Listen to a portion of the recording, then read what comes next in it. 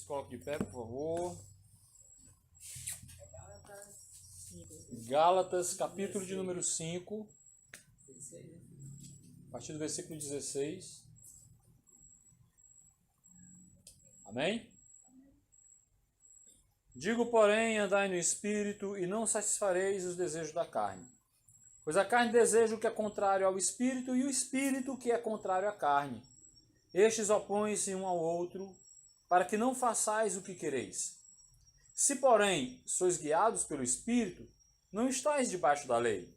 As obras da carne são conhecidas, as quais são prostituição, impureza, libertinagem, idolatria, feitiçaria, inimizades, porfia, ciúmes, iras, pelejas, dissensões, facções, invejas, bebedices, orgias e coisas semelhantes a estas, acerca das quais eu vos declaro, como já antes vos preveni, que os que cometem tais coisas não herdarão o reino de Deus.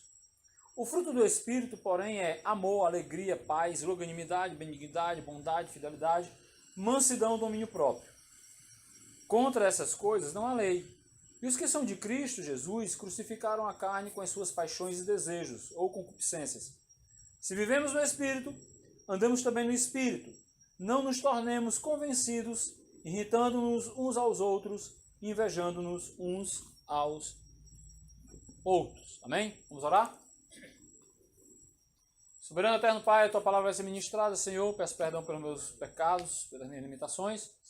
Que o Senhor me ajude, que o Senhor me ajude a transmitir essa mensagem de acordo com a Tua vontade, Senhor Deus.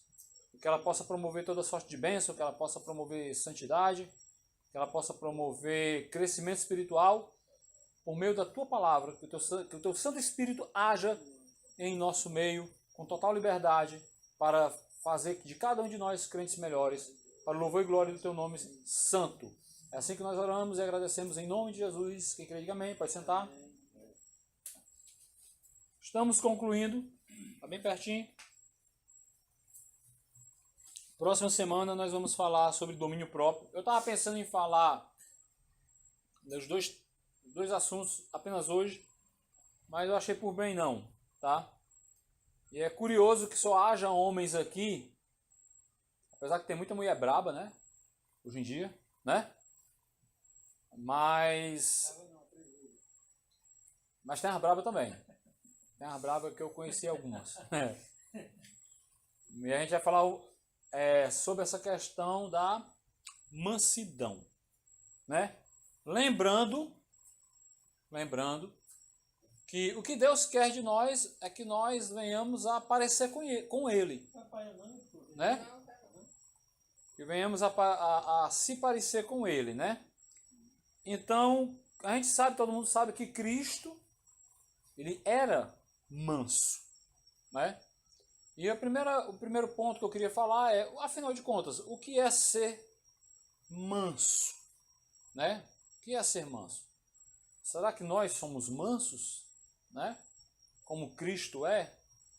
Ou como nós deveríamos ser? Ou quanto nós somos? Porque assim, para não deixar os crentes desanimados, lembra da história do copo que eu falei um tempo atrás? Quem estava aqui? Que o Espírito Santo ele vai nos enchendo. E quanto mais ele vai nos enchendo, né? Mais nós vamos ficando parecidos com Cristo. Isso é um trabalhar. É claro que alguns de nós, alguns vão ser mais mansos, outros menos, né? O que não pode deixar o que não pode acontecer é deixar de buscar ser parecido com Cristo. Essa doutrina tem me ensinado muito o quanto eu preciso melhorar, o quanto eu preciso buscar para ser parecido com Jesus Cristo. Amém, irmãos? Sabemos que não seremos iguais a Ele aqui, nessa terra, não seremos. Mas a gente precisa ter uma busca incessante. Porque, como os irmãos sabem, se você para de buscar, o que acontece? O que acontece o quê? Morre, cai.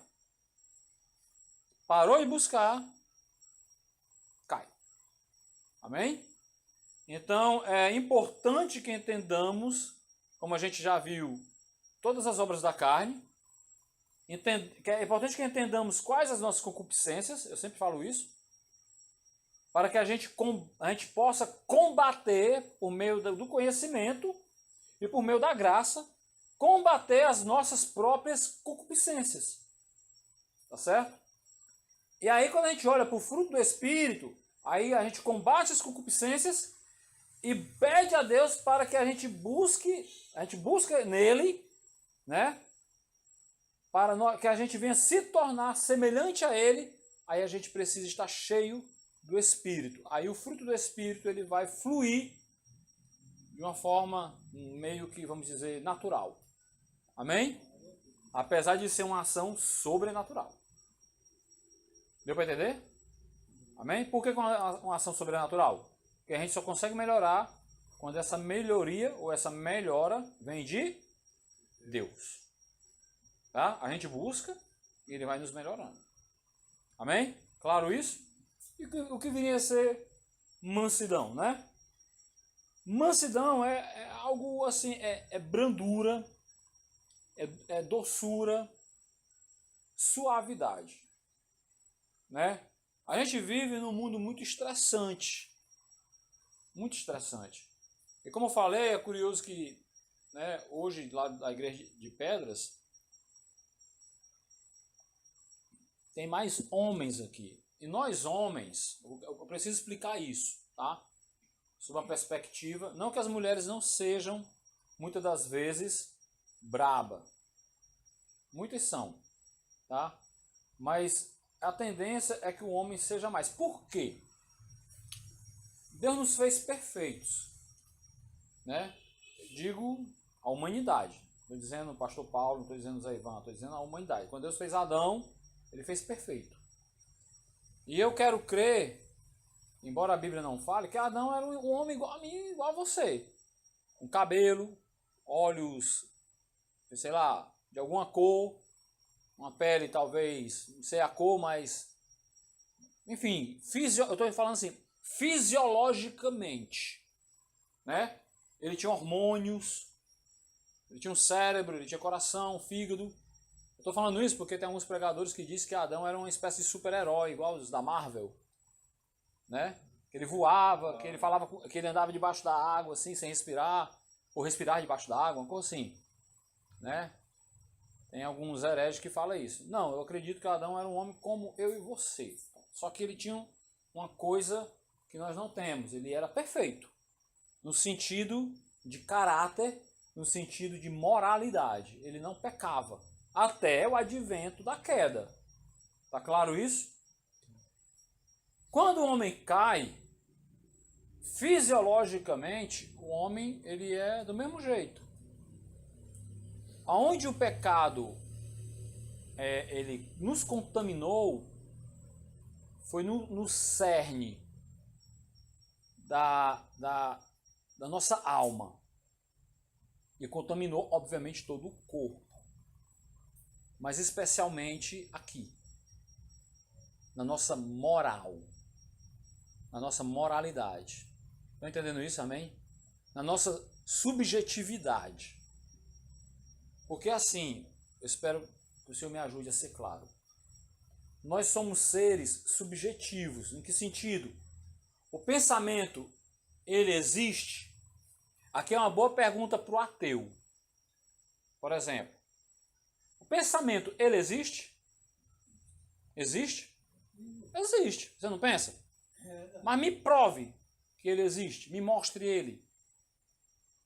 O pensamento, ele não é tangível. Você não consegue pegar ele. Mas ele existe. Eu acho que ele existe no momento que a pessoa conclui aquilo que você está desejando. Não, o pensamento ele não para. O pensamento ele fica na mente. E a nossa mente ela é subjetiva. O que é algo definitivamente objetivo? É algo palpável, é algo muito claro, muito visível, concreto. Obrigado, mãe. Né? E o que é algo subjetivo? É algo que fica no campo da ideia, das ideias. É algo subjetivo. Você não consegue... É por isso que existem diferentes opiniões. E é difícil você tratar opinião de forma empírica. Ou seja, eu não tenho como pegar uma ideia e prová-la num laboratório. Para dizer, a minha ideia existe? Está aqui, eu estou mostrando aqui a minha ideia para você, no laboratório. Porque nós somos seres subjetivos. Isso é o pneuma, é aquilo que Deus nos deu. Por exemplo, isso é tão evidente, isso fica muito claro quando a pessoa morre. Quando a pessoa morre, eu estou falando isso porque eu estou me lembrando do meu irmão, que faleceu alguns anos atrás, há 16 anos atrás. Eu via o corpo dele, a gente até usa essa expressão, é o corpo dele. Mas ele não estava mais ali. Entenderam isso? A alma dele não estava mais ali. O corpo, a parte concreta, a parte objetiva, estava lá. Mas a parte subjetiva, que é a mente, a inteligência dele, os pensamentos dele, a forma dele agir, a forma dele olhar, a alma não estava lá. Por isso que era o corpo dele. A subjetividade dele não estava lá. Tá dando para entender isso, irmão? Tá um pouco complicado. Tá dando para entender? Então o pecado, ele contamina o homem, né? E o diabo, ele se utiliza da nossa pecaminosidade e trabalha no campo da mente, da nossa subjetividade, nossa mente, aqui é o campo de batalha, para que façamos aquilo que ele quer. E o que é que ele quer? Que nós desagrademos a Deus. Deu para entender isso, irmãos? Tá difícil de entender? Tá tranquilo? Tá tranquilo, irmão? Tá dando para entender? Então o diabo, ele vai atacar a nossa subjetividade, a nossa mente, para que a gente venha fazer coisas que desagrade a Deus. Eu estou querendo explicar a parte subjetiva da mente, de como o diabo trabalha. Aí você tem que fazer como? Aí você tem que crescer na graça e no conhecimento. Aí você pega o conhecimento, você pega a graça que Deus dá, vai buscar aplicar a palavra de Deus na sua vida, que é uma forma que você vai se utilizar para que os dados inflamados do maligno sejam combatidos. Como está lá em Efésios 6. Na armadura espiritual. Entenderam? Isso na mente. Mas o nosso corpo também é fisiológico, é concreto. Então ele sabe o que nós pensamos? Não. O concluir. diabo não. Só Mas ele sabe. Né? Hã? Só se a gente concluir o que a gente está pensando. Não, só se você expor. Mas ele sabe. Ele te observa 24 horas por dia. E ele sabe os seus gostos, ele sabe as suas fraquezas, ele sabe aonde você é falho. Só que ele não sabe o meu pensamento. O seu pensamento não. Ele não sabe o pensamento não. Não, ele não lê pensamento. Mas ele tem um poder de influenciar o teu pensamento. Para tu fazer aquilo... Você desejar, né? É isso? Não, o desejo está em você. Porque a concupiscência é tua. E ele sabe. Então ele vai criar circunstâncias para você cair. Ele joga um dado. Por exemplo, um exemplo aqui. Vou pegar eu. Vamos supor que a minha concupiscência seja prostituição. Aí eu estou fraco espiritualmente. Não estou lendo Bíblia. Não estou orando. Estou desarmado. Aí ele vai botar o quê? Uma menininha ali. Outra acolá. Um no trabalho. Troca de olhares. E se eu não estiver vigilante e em oração, o que vai acontecer? Eu vou cair.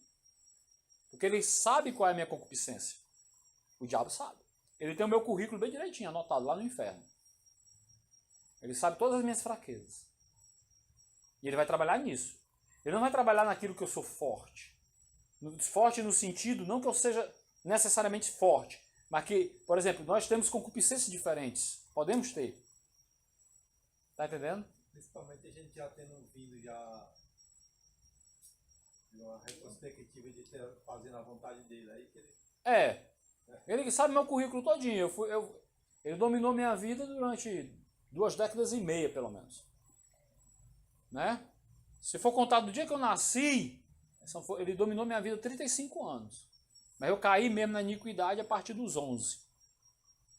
Então foram 25 anos mais ou menos aí de iniquidade.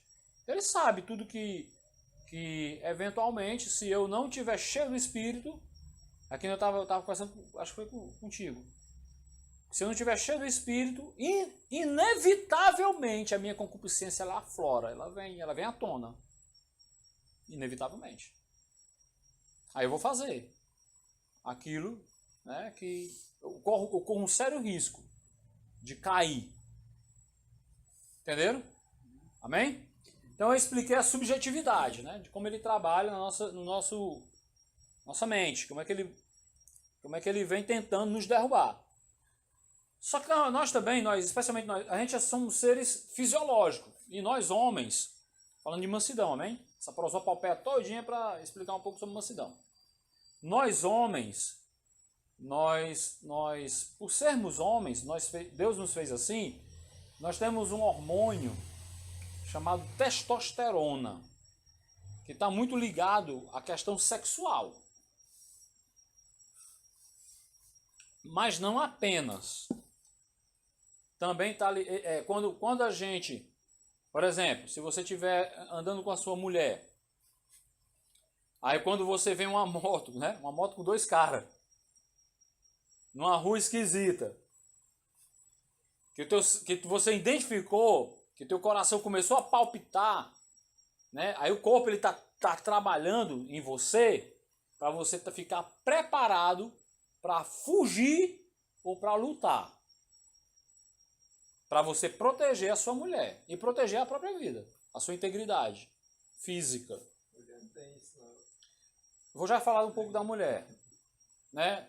Mas Deus ele deu esse hormônio mais para o homem. É um hormônio literalmente masculino. Não é que a mulher não tenha, a mulher tem um pouco, mas ele é um hormônio masculino. Então, quando o teu cérebro manda o comando para brigar, para lutar, aí você está ali fisiologicamente preparado, ou para bater, ou para correr. Estão entendendo isso, amém? Onde é que isso entra com o pecado? Com o advento do pecado? Né? Por sermos pecadores, às vezes o nosso corpo e a nossa mente, ela age de forma desorganizada. Como assim? Imagine que se você for uma pessoa propensa a esse pecado, tá? Ser uma pessoa irritadiça, iracunda, qualquer coisa se explode. A pessoa às vezes está falando com você calmamente e de repente você... Pá! Vocês estão entendendo isso? Senão, isso também está muito ligado à questão do domínio próprio. São pessoas, né? O pecado, ele tem ele é uma coisa tão terrível em nós, que ele mexe na nossa mente, porque a nossa mente é caída, ele mexe nas nossas emoções, e isso vai contribuir, pecado, vai contribuir para que você tenha atitudes que desagradem a Deus. Compreenderam isso? Amém? O pecado ele faz isso. A concupiscência faz isso. Aí vamos supor, aí você tem que se avaliar. Você olha para a Escritura e você sabe, será que eu sou manso? Ou será que eu só sou manso quando está tudo bem? Será que eu não corro o risco de perder as estribeiras?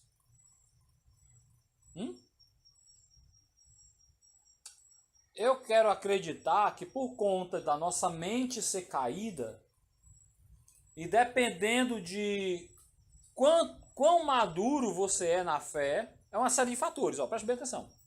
Quão maduro você é na fé, depende também do grau de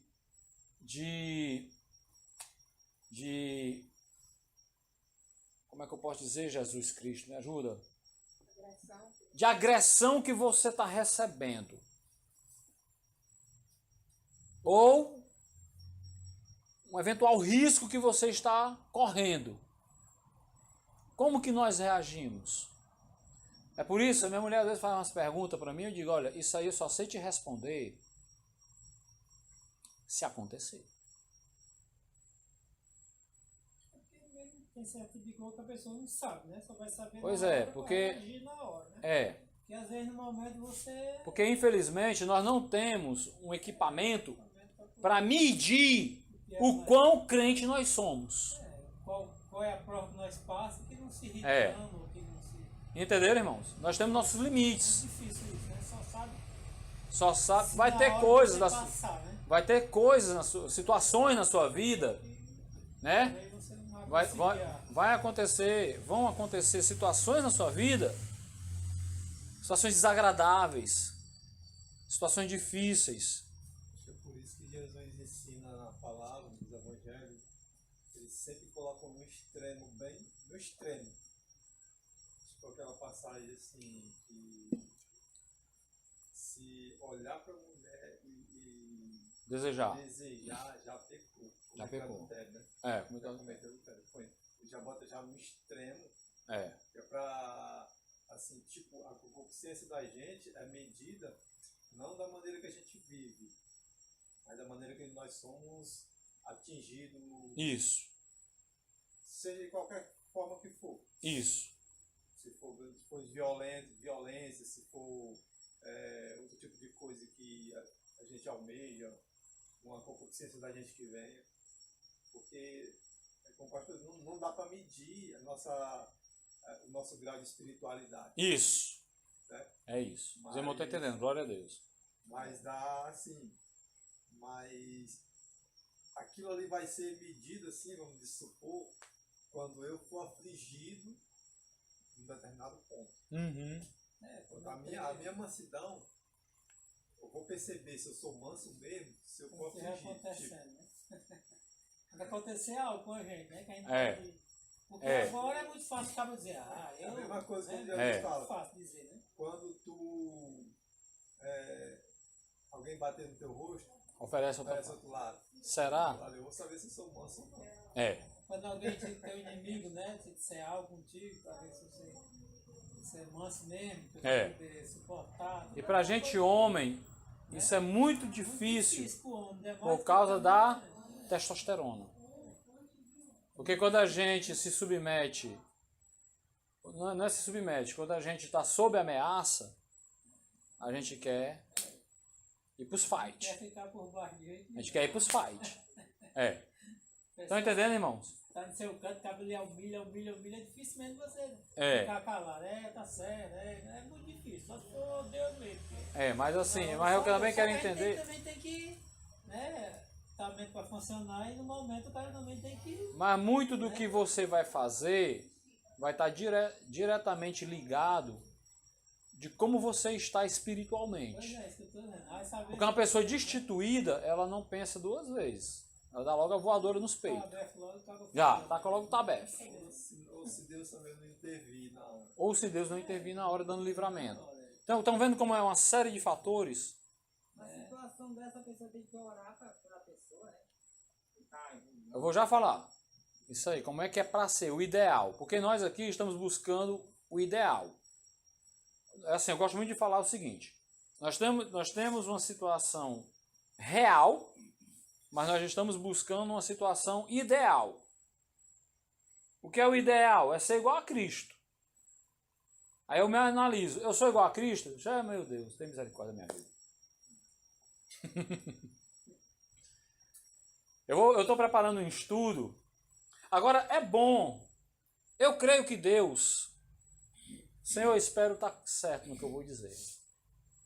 Eu creio que Deus se agrada quando você entende o quanto você não é igual a Cristo.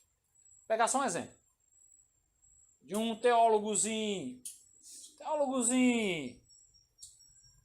bobo.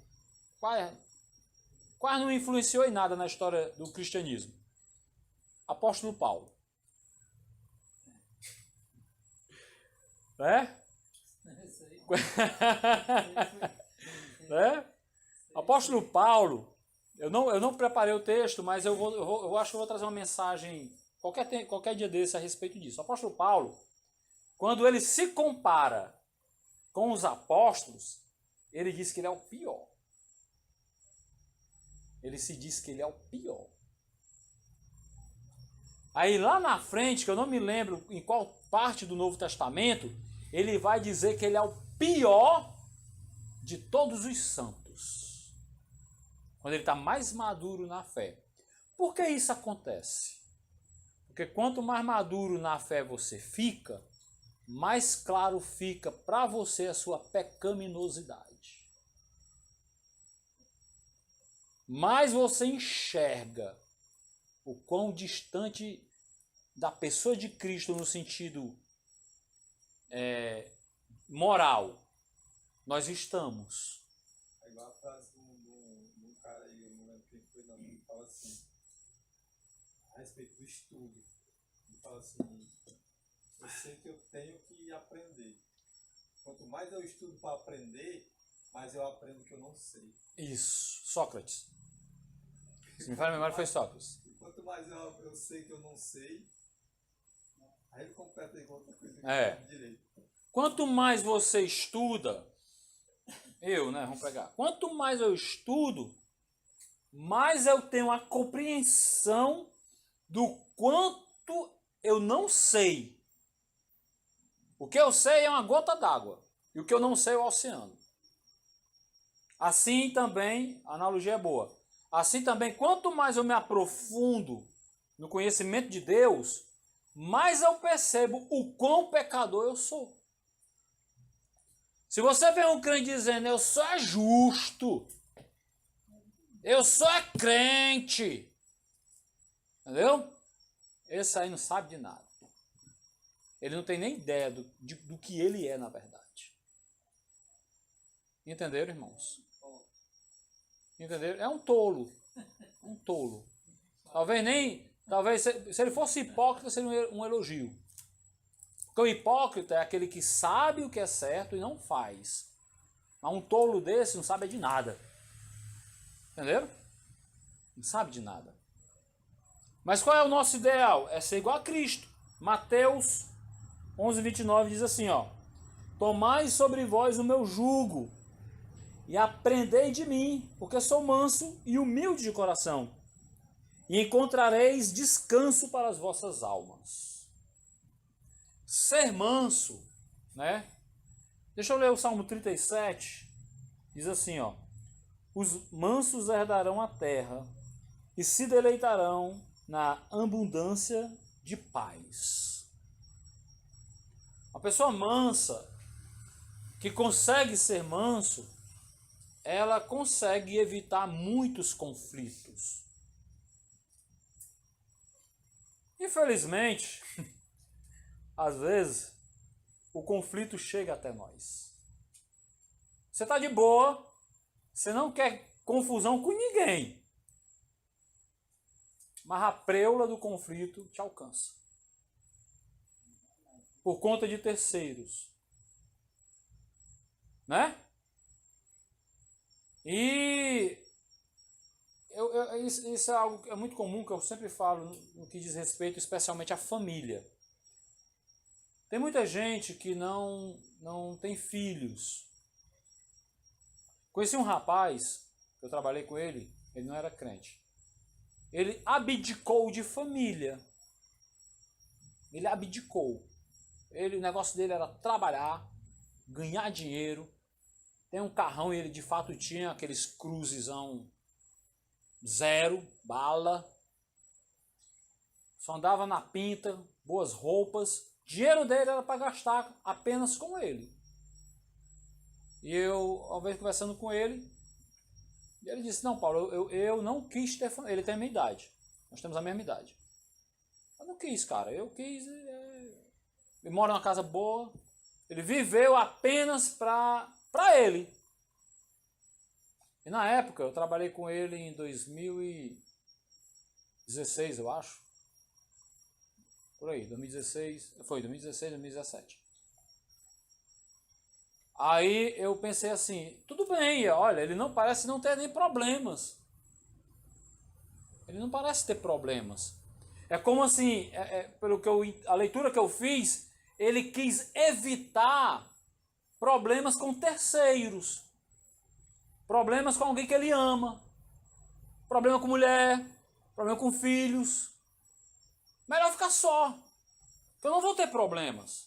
Talvez já seja, Hã? seja um trauma já daquele. Não sei, pode ser. Carrega, né? Pode ser. Ele não sabe tanto problema, ele sabe. Mas assim, normalmente as coisas que nos afligem, ó, mesmo que você faça as coisas tudo direitinho, mas normalmente as coisas que mais nos afligem é quando acometem as pessoas que nós amamos. É ou não é? É.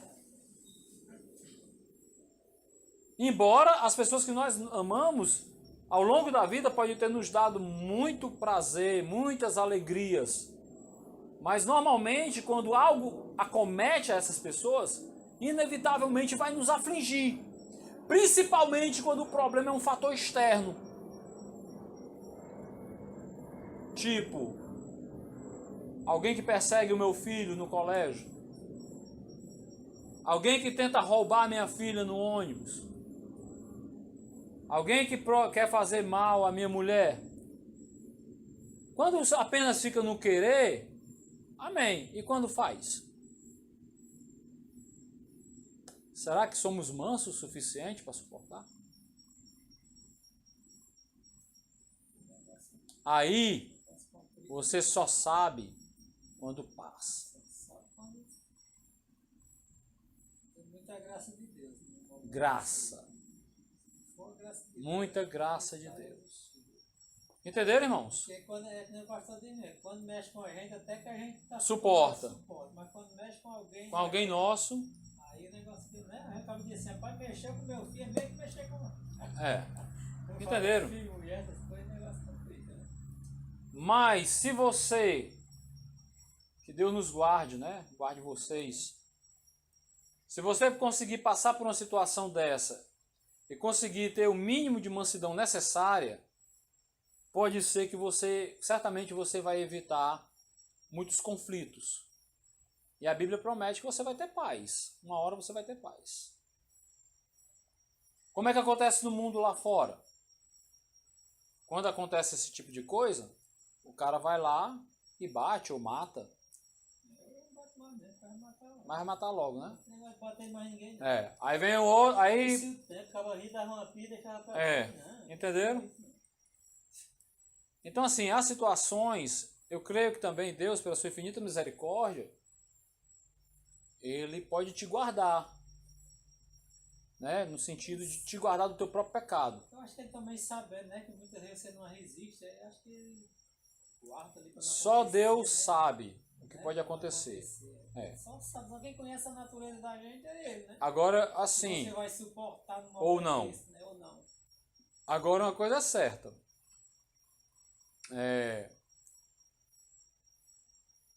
Não é fácil ser parecido com Cristo.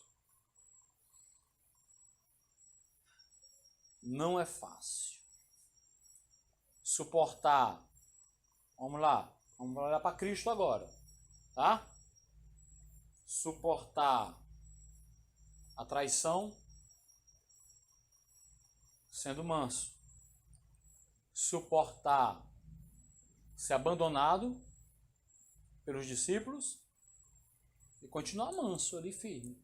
Manso. A Bíblia vai dizer em Isaías 53 que ele foi como uma ovelha muda para o matadouro. Quem é aqui? Acredito que o Zé Ivan entenda melhor do que eu. Que é uma ovelha muda? Uma ovelha tranquila, mansa.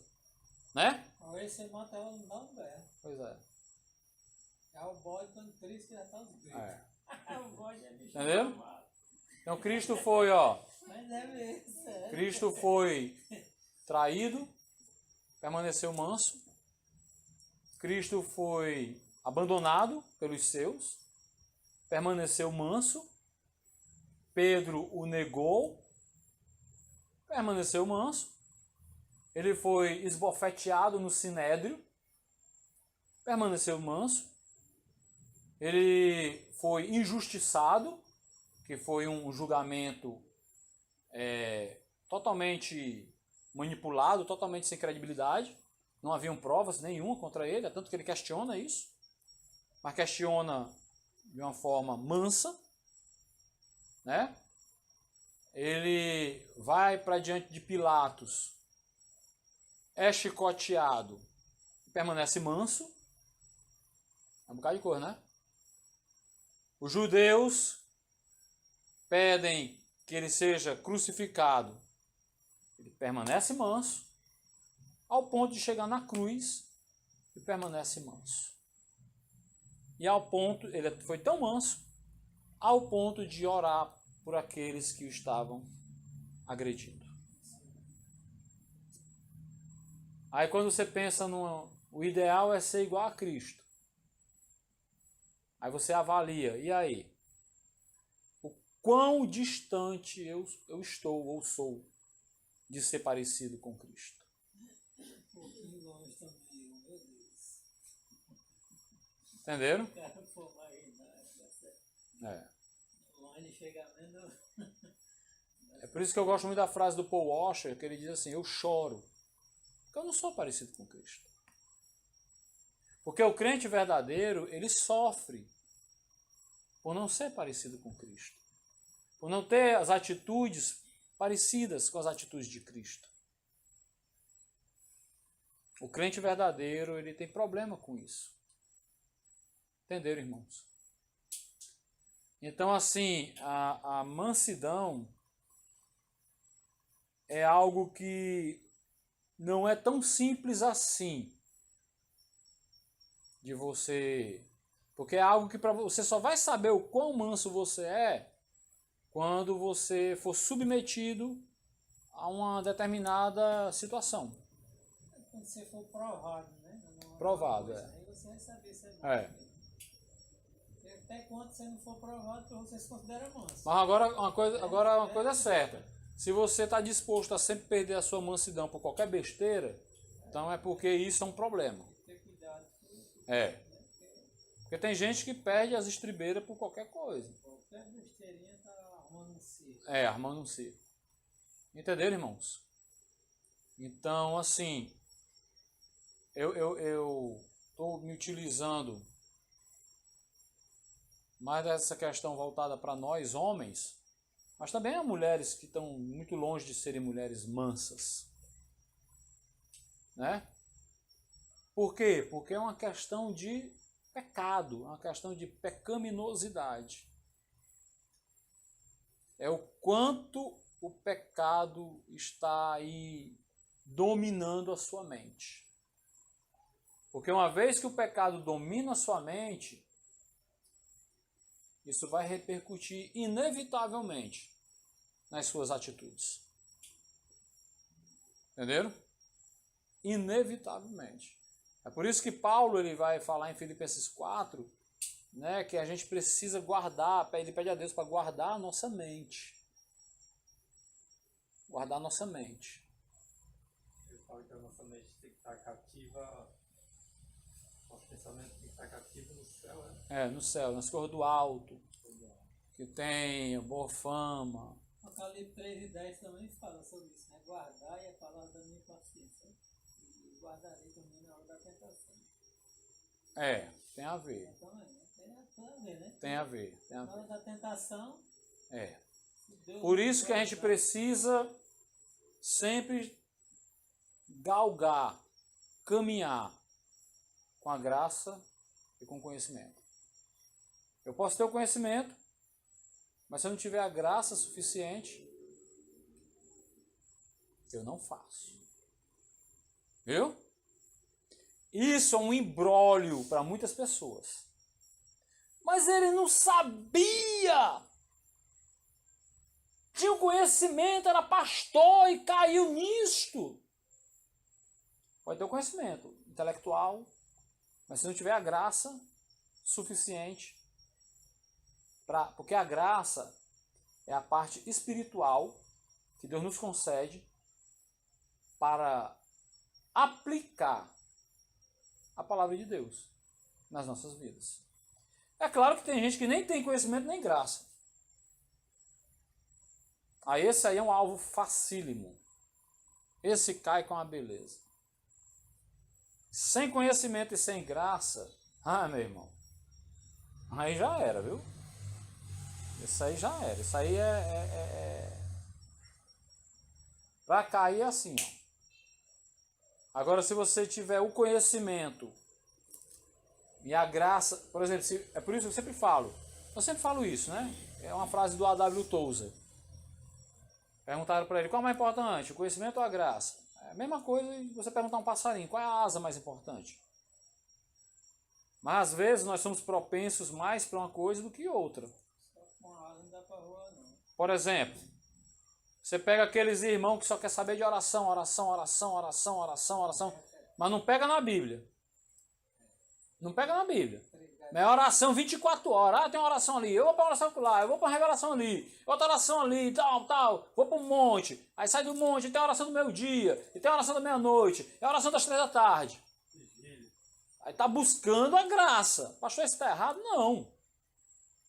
Mas se você não buscar o conhecimento, você se embaraça com essas coisas. Tem que andar dois juntos, né? Os dois equilibrados, de forma equilibrada.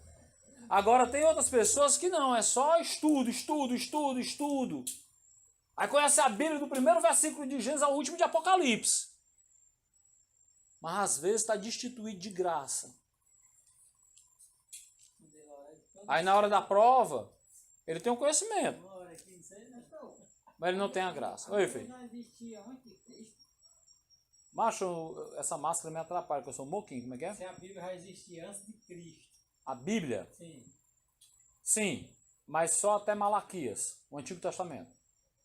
Antes de Cristo vinha a terra. A Bíblia é porque a gente parou com o discipulado, mas a primeira aula do discipulado é bibliologia. A Bíblia começou a ser escrita mais ou menos 1400 anos antes de Cristo e foi concluída 400 anos antes de Cristo. O Antigo Testamento. Aí Cristo nasceu, aí a partir mais ou menos ali dos anos 50 começou a ser escrito o Novo Testamento e foi concluído no ano 90 depois de Cristo. Foi 1500 anos mais ou menos.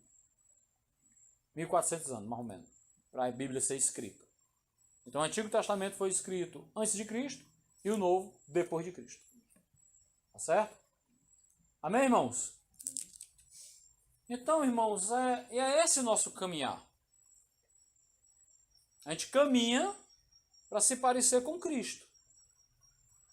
Mas vai ser na hora da prova que você vai ter o equipamento, a ferramenta necessária para ver se de fato você se parece com Cristo ou quão distante de se parecer com Cristo você é ou está.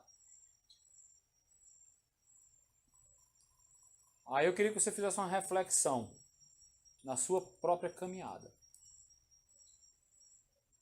Vocês não estão entendendo, amém? Não é moleza. Não é moleza. Ser crente não é apenas ocupar um banco de igreja. Ser crente não é apenas ir aos cultos aos domingos. Ser crente não é apenas dar a paz do Senhor. Ser crente, a forma que nós avaliamos o quão crente nós somos é o quanto parecido com Cristo eu sou.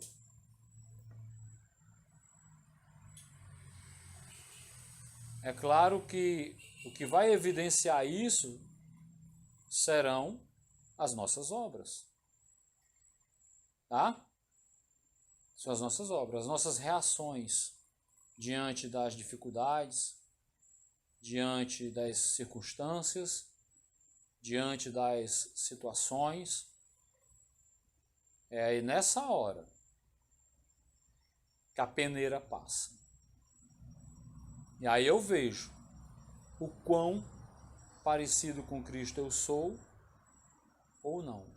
Aí a pergunta hoje é, será que eu sou manso igual a Cristo? Eu respondo tranquilamente. Claro que estou falando de mim. Não, eu não sou. Nem tem dificuldade de responder. Hã? Nem tem dificuldade de responder, não. Estou longe. Muito longe. Eu estou longe. Muito longe aí. E eu lamento muito por isso, viu, irmão? Eu sofro Tem com que isso. melhorar, sei que tem que melhorar muito. Ó, Tá muito longe. Eu sofro com isso, por não me parecer com Cristo. Acredito que se eu me parecesse mais com Cristo, certamente, eu acredito que muita coisa que me machuca hoje me machucaria bem menos. Mas eu não sou parecido o quanto eu gostaria de ser. Mas ele disse o quê? No mundo vocês teriam aflições. Mas tem o quê? Bom ânimo. É interessante que eu estava conversando com uma amiga minha, irmã em Cristo, e ela estava me explicando o que significa ânimo, né? Aquilo que a gente chama de etimologia da palavra. O que essa palavra significa na sua raiz? Ânimo é movimento. Tem animação, desenho de animação. Animes é o desenho em movimento. É o mesmo radical, é a mesma raiz da palavra ânimo. Estão entendendo isso também? Então Jesus diz assim, olha, no mundo vocês vão ter aflições, mas faça um bom movimento. Ou seja, busque fazer o bem. Esse é o nosso grande desafio. Nós devemos nos movimentar para o bem, buscando ser parecidos com Cristo. Só não posso dizer para você se isso vai ser hoje, vai ser amanhã, vai ser semana que vem, vai ser daqui a 2 anos, daqui a 3 anos, daqui a 10, 20, 50 anos. Eu não posso dizer para você. Ou se isso vai acontecer. Está entendendo? Falando aqui de mansidão. Vou pegar o pastor Paulo como exemplo. É possível que nessa terra eu nunca me pareça com Cristo na minha mansidão. É totalmente possível. Quando eu comecei a pastorear, tinha uma frasezinha que eu dizia, e eu acredito estar correta, a questão não é o quanto você acerta, porque a gente erra muito. A questão é, você quer acertar?